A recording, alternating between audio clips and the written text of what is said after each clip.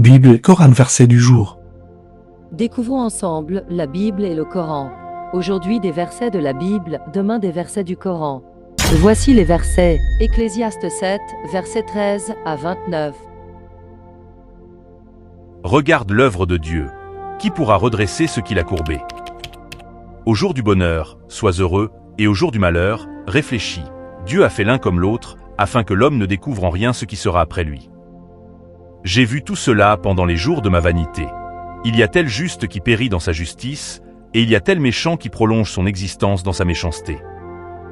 Ne sois pas juste à l'excès, et ne te montre pas trop sage. Pourquoi te détruirais-tu?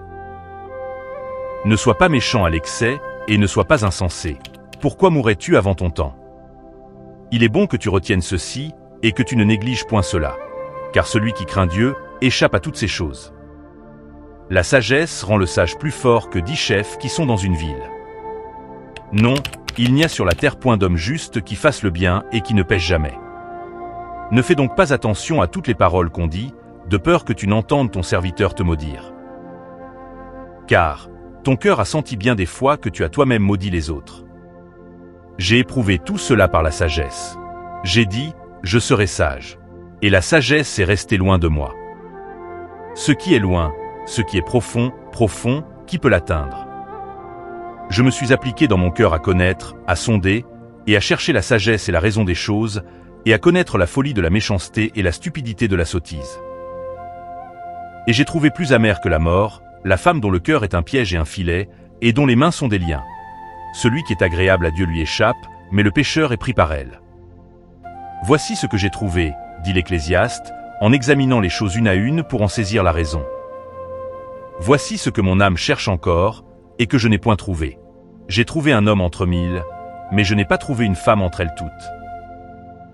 Seulement, voici ce que j'ai trouvé, c'est que Dieu a fait les hommes droits, mais ils ont cherché beaucoup de détours.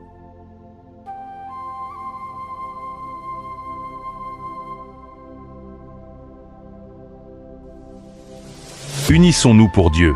Un Dieu qui nous a tous créés, un Dieu qui a donné forme à toutes choses, et créé toutes choses dans les cieux et sur la terre.